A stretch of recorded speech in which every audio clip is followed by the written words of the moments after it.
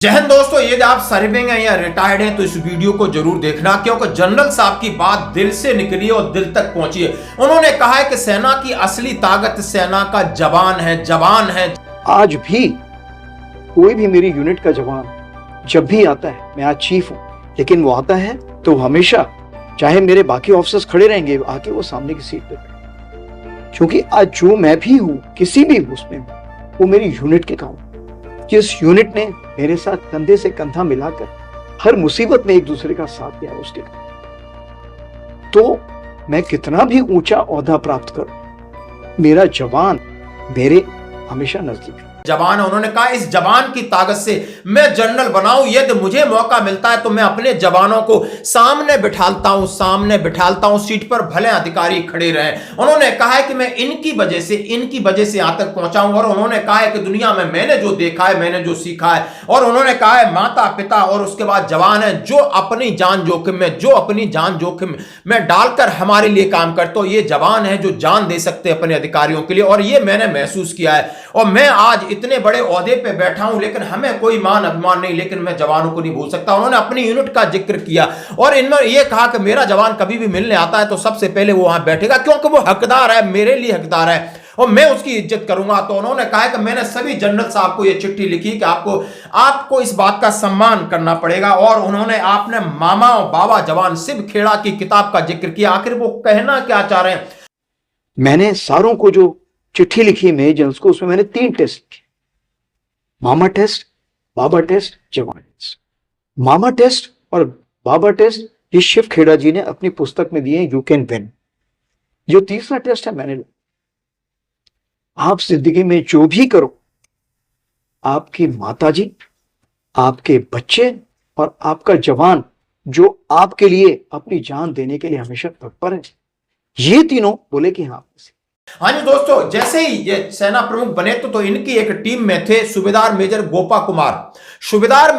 कुमार ने सभी जनरल की जो सेकंड मीटिंग थी दिल्ली में, कमांडर कॉन्फ्रेंस थी, और उसमें लगभग सारे 3 स्टार एंड अबव थे। उसमें जब सूबेदार मेजर गोपा कुमार ने सबको संबोधन किया तो कई लोग हैरान हुए और कई प्रकार की चर्चा चली। कई ने इस कदम को बड़ा स्वागत योग्य कदम बताया कि यदि सेना में बदलाव करना है, यदि सेना को मजबूत करना है तो जमीनी बदलाव जरूरी है, और जमीनी बदलाव जमीन पर काम करने वाला होता है सेना का जवान और जेसीओ। यदि आप इनकी समस्याएं लेकर के सामने नहीं लाओगे, उनके ऊपर विचार नहीं करोगे, तो आपका बदलाव हवा में ही रहेगा। जैसा कि इनके साथ एक टीम में है, संपर्क अधिकारी हैं गोपा कुमार साहब, लगातार जाकर के जहां हमारे सेना प्रमुख का विजिट होता है वहां जेसीओ जवानों को अलग से मिलते हैं। अलग से इसलिए मिलते हैं कि वो एक ऐसा कम्युनिकेशन होता है जो सेना के अंदर आपने देखा होगा कि चाहे माननीय प्रधानमंत्री जाए, रक्षा मंत्री जाए, जवान अपनी बात नहीं कह सकता, क्योंकि वो प्रोटोकॉल में होता है। सैनिक सम्मेलन हो तो हम सीओ साहब को अपनी बात नहीं कह सकते, इनके साथ रोज खेलते कूदते हैं। लेकिन इन्होंने कहा कि वहां उस चीज से हट करके, यानी ये अंग्रेजों की व्यवस्था थी, उस चीज से हटकर उन्होंने कहा आप जवानों की समस्याएं सुनिए, उनके खाने की, पीने की, ट्रेनिंग की, टैक्टिक्स की, इक्विपमेंट की क्या समस्याएं और सामने लाइए, क्योंकि असली लड़ाई ग्राउंड पर लड़नी, आप चाहे कितना भी पढ़ लो, चाहे कितने भी कोर्स कर लो, एक अधिकारी को इंप्लीमेंट करने के लिए जवान ही चाहिए। और जवान इतने ट्रेंड हैं, जवान मजबूत हैं, जवानों की रेस्पेक्ट है, जवानों का मोरल एक बूस्ट है, तो आपको दुनिया की कोई भी सेना आपकी तरफ आंख उठा के नहीं दे सकती। ये भारतीय जवान के लहू के अंदर है, उसके डीएनए में। तो ये बताना चाहूंगा कि मुश्किल वक्त कमांडो सख्त, हम लोग बोलते हैं, जितना मुश्किलातें आती है उतने हमारे शरीर में और मानसिक ताकत बढ़ती जाती है। और यही चीज है जो फौजी का सबसे बड़ा, एक मैं कहना चाहूंगा, स्ट्रॉन्ग पॉइंट। तो अभी तो मैंने आपको से बताना चाहूंगा कि मेरी unit 18 Jammu and Kashmir rifles है, और वो यूनिट भी मई के महीने में जाके सियाचिन में डिप्लॉय हो जाएगी। क्योंकि जब आप मुश्किलातों में लोगों को आप रखते हो तो जो उसके आपसी संबंध बनते हैं वो ज्यादा प्रगाढ़ बनते हैं। ये तो उसका मोराल है, और मोराल जब भी होता है क्योंकि अफसर इस बात कहता है। शायद ये चीफ ऑफ आर्मी स्टाफ का संदेश सेना के अंदर तक जाना चाहिए।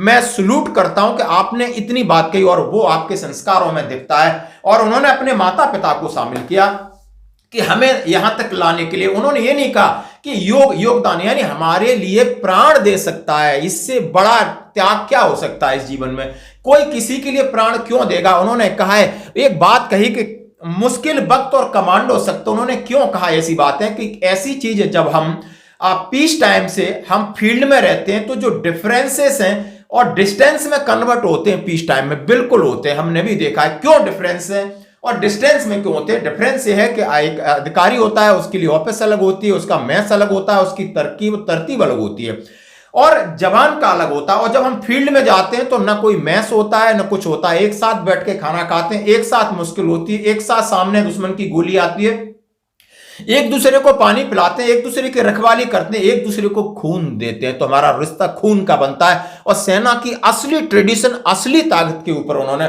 बिल्कुल कहा कि मैक्सिमम उन्होंने अपनी यूनिट का जिक्र किया 18 जेकलाई का। हम हाल्टीट्यूड में गए तो उन्होंने इस चीज पर बड़ा प्रकाश, बड़ा फोकस डाला कि वहां पर जो घनिष्ठता होती है वो सच में बता रहा हूं सिविल में भाई भाई में नहीं हो सकती है। इसलिए उन्होंने कहा है कि डिफरेंस है लेकिन डिस्टेंस नहीं होना चाहिए। बहुत इस बात को शायद आप स्वीकार कर रहे हो और सेना में बहुत सारे बदलाव हो रहे हैं। शायद इनका जो मंसूबा है वो दिख रहा है कि सामने दिख रहा है कि ये दिल से सब चीज चाहते हैं और दिल से दिल को जोड़ना चाहते हैं। सेना की ये खूबसूरती शायद, अगर आपका लक्ष्य आपके सामने है तो कोई भी चीज मुश्किल नहीं। और दूसरा, आप अगर साथी के साथ तो उसमें एक जवान लड़का उनको हेल्प करता है और वो उसको हेल्प करता है। उसी प्रकार से जब क्रॉस कंट्री होती थी तो क्रॉस कंट्री में बहुत अच्छा नहीं हो, लेकिन जो मेरा साथी था वो एयरफोर्स का था, गुजरात का था वो, हम दोनों कदम मिला के दौड़ते थे। तो जब आप साथी हाथ बढ़ाना एक पुराना गाना है, तो जब आप साथ में दौड़ते हो, कदम में दौड़ते हो, आपको पता नहीं लगता 3 किलोमीटर, 5 किलोमीटर, 15 किलोमीटर कैसे खत्म होगा।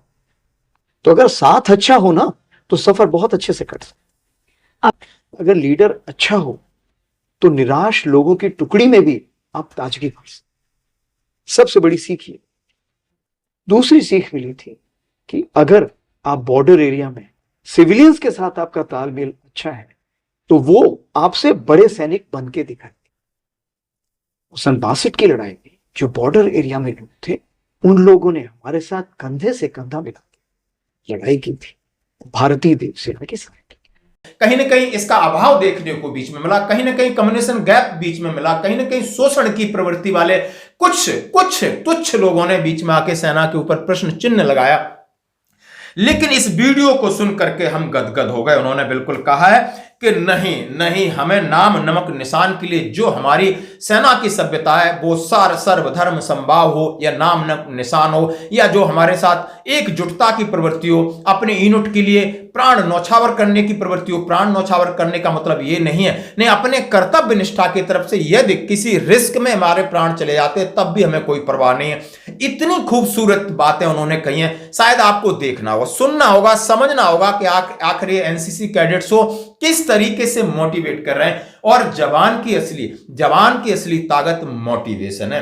हिंदुस्तान जवान की बात करें, आप जितनी मर्जी टेक्नोलॉजी लगा के रख दो, जितने मर्जी लग दो, लेकिन इसका मोरल और मॉरल ऊपर नहीं है तो टेक्नोलॉजी काम नहीं करेगी, उसका साहस काम करेगा, उसका करेज काम करेगा। शायद ये वीडियो जन जन तक यानी सेना के सभी लोगों तक पहुंचना चाहिए, क्योंकि चीफ ऑफ आर्मी स्टाफ की जो बात और जो पहल और जो उनका मन में क्या कहना चाहते हैं वो सारा भाव लोगों तक पहुंचना चाहिए। धन्यवाद दोस्तों। कहने का ये मतलब है कि रगड़ा जो है वो मानसिक स्थिति, अगर आप उसको प्लेवे मैनर में लोगे तो उसमें कोई बात ही नहीं।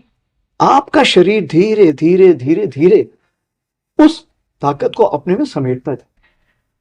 आप देखिए, आप लोगों ने एक पिक्चर सुनी होगी, विजय 69, कितनों ने सुनी है पिक्चर? देखी तो लोगों ने नहीं होगी। ये हमारे एक बहुत ही प्रसिद्ध फिल्म कलाकार हैं अनुपम खेर। अनुपम खेर जी का नाम किसने किसने सुना है? सारों ने सुना। वो 24 दिसंबर को मेरे ऑफिस में आए और मैं उनको बहुत ही हाई पेडेस्टल में रखता हूं, क्योंकि उनके जो रोल होते हैं बहुत ही अहम रोल होते हैं और वो हमेशा जिंदगी में आपको कोई ना कोई सीख देके जाए। तो उन्होंने मेरे से पूछा, सर आपने विजय 69 देखी? मैंने भाई देखो, मूवी हॉल तो मैं पिछले 2-3 साल से नहीं गया हूं। बोला ओटीटी में आ गई।